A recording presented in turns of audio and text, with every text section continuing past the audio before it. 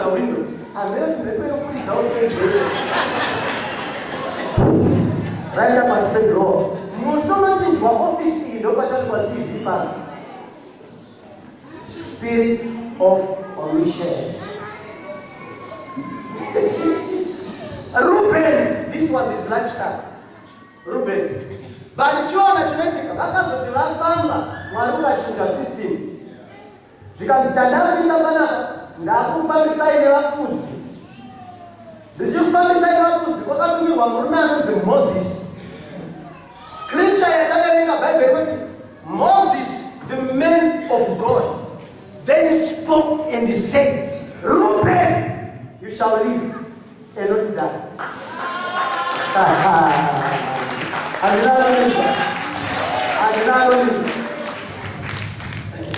Reuben, what to Panama, Panama. But in my no bound the Baba, whether you shall not excel. The Panama, the Reuben, you shall live and not die. The solution, you won't another matter.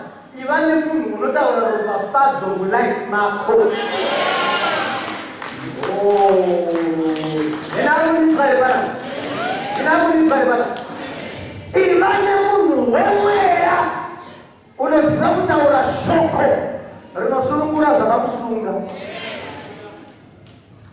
ndachechi ikakwenda yakadaro isina munhu wemwe yaotaura wedhi rinokaunta kune vamwe vari pageneration day lakidaititanavanhu eto olai oini maparents angu maybe akataura mashoko but they are both dead. You are not committed. Why? Because every now and then when there is a biological parent mwari unounzawo baba vepamwe vanokwanisa kutaura rimwe shoko despite shoko rakataurwa. Simba racho riri pakudii pazvinhu izvi. Kutaura kuti baba vanyama vataura zvinhu izvi because vane second parental blessing. But the parental blessing against a spiritual blessing. The spiritual is stronger than the material. That's what Jesus was from generation. Yatikaleninga yeye. Inajitewa nani kushika Yesu wao. Wanajua kwa changura. But as I was seeing, he was divine and he was also human. Chakaina akule mebe generation is because he was a spiritual man. Shaka kanya kuchima muimbaya Jehovah. You need a spiritual backup of a word of fire. Oh, I did not know it. I did not know it from church. Garapa musoro pako paide a word of blessing. Did not know it right. Did not know it right. Shoko ilo it does and matter. The spiritual is stronger than the material. Those are the kind of peace. Munakarwara, I don't know if I don't know. Problem is, but Kukaenda, the Kantumadota, I can give up. In Susu church, nobody will not know matter. But the Lord teaches that you can live in a church who watch over your souls to speak away. Hello? Hello? Where did someone? She looked at that one. The man no unaona the word of the spirit dimension teaching. She looked at that one. Next discipline. Unaona the word of the spirit teaching.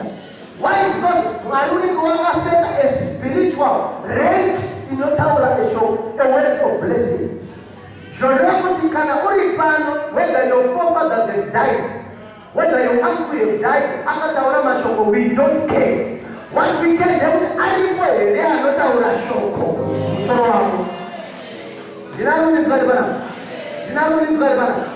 Anyway, I know what is happening in this shoko.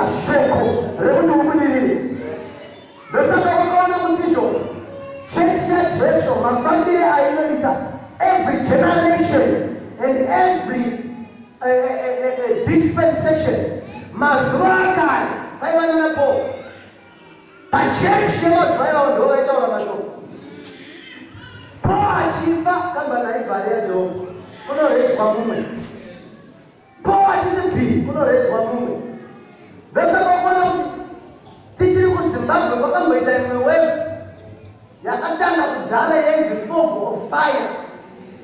Ini wave yechechi ikabuda ipapapo ikapindawo mamachechi akawanda wanda ikapinda kuti raise magenerals aideclare mashoko.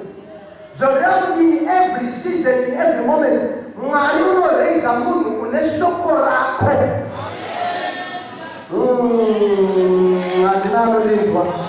Handina anodinzwa bana. Glory to Jesus. Handina anodinzwa lechechi. Pese Mwari unoraise munhu ane word in season. Saka pese paunomva wega taita revival taita tinenge tichiendawo munhu auye apanike shoko reropafadzi. Ndinanodinzwa here bana. Tichitenda kuti kana tataura tiri panzvimbo tsvene chese chadeclarewa chinooneka. Zvoreva kuti hatina basa vakanokorwa tsoka, hatina basa vakanokorwa hana kuapologiza. Kana paine munhu anotaura shoko zvangu zvaita rotarimatozokuti zvangu zvaita gore rimwe. That is why unofanirwa kuzunganidza nevanhu vanoprofita a word that is powerful. Unofanirwa kuzunganidza nevafriends anoprofita. Unofanirwa kuzunganidza nevafriends anorota hope dzemweya. Vaunoti kana zvagozha unoti uyai tinamate. Ndinakudinzwa here chechi. Ndinakudinzwa here chechi. Kana ndiri madhaka ikona kuseka ndikore kuti uyai tinamate. Tideclare shoko pamweya. Rubeni diterere. Handina basa vakanokorwa tsoka. Handina basa vakati haurire. Handina basa vakati haurehwe. Ndinotaurawo shoko rangu. Let Ruben live. Let him not die. Ndoitere mwana weAfrica. Ndotari padhuze kuti handisi kuzofa. Ndinotaurawo shoko remweya. Zvoreva kuti chechi yaJesu ngaisanyarara. Haikona kutumwa vakanyarara. Vakati hamudirenda ndinomudirira. Tikanzi haudrive ikandoro. The Bible says it's not by might, not by power. Saka ndinodriva chete. Kana zvise ndakandoribefo.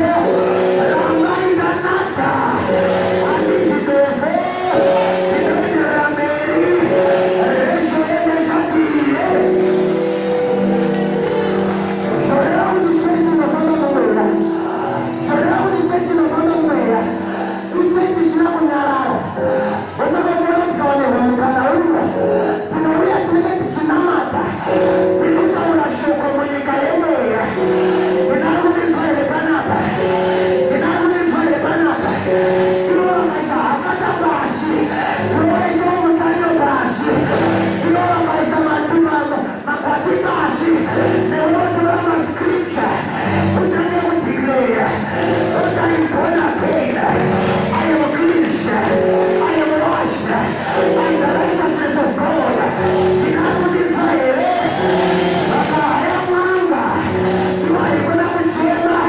Chakari padhuze. Venamata naye. Ndinakudinzwa here.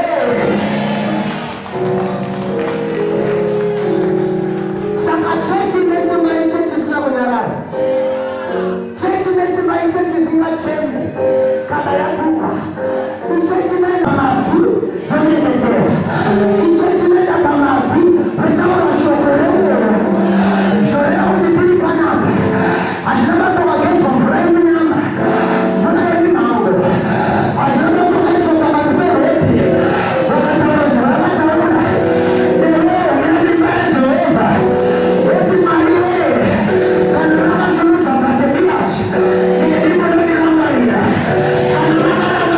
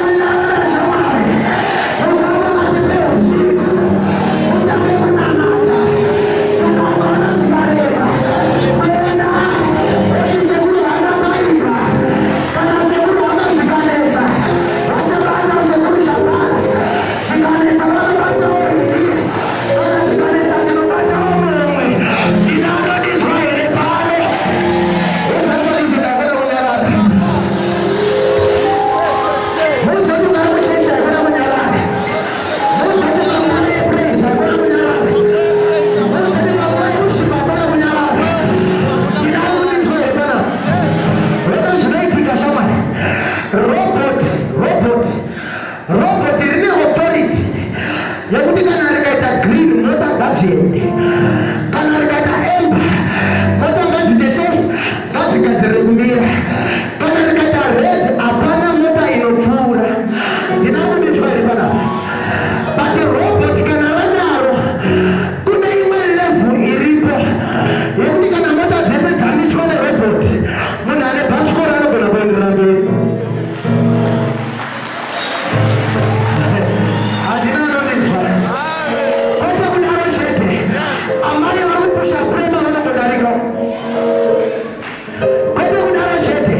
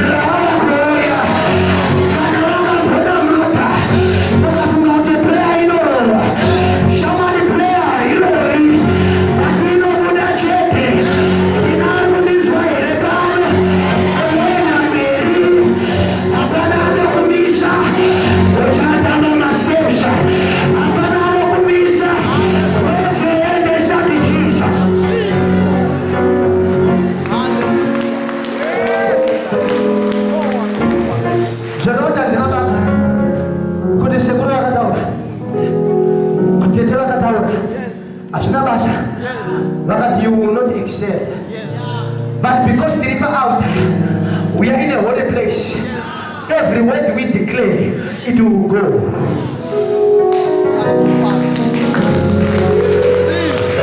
Problem here in the church. Don't feel that exercise your problem. I can exercise your man. When I was out, I would drive a motor bus. They are one of my obstacles. They are one of my combo. But I didn't take it. Never level ya. Je dois vous dire que vous increase la level ya. Vanotanga ku science vanoti atisolve dambudziko pa level imwe chete yara create. We take the level higher. Ndinamwe zvali bana. Zvinonzi vanhu vakaita dambudziko renyoka mundege. Nyoka dzawanda dzikarumano dzichipenga. Pilot ndobva afonegwa. Zvikanzi ingoita take the plane higher. Nyoka dzakatanga kupera simba. Nyoka dzakatanga kupera simba. Why? Because of altitude. Zvoreva kuti kana uchiri nelevel inobatiwa nezizi, iwo hakuna kuita give up.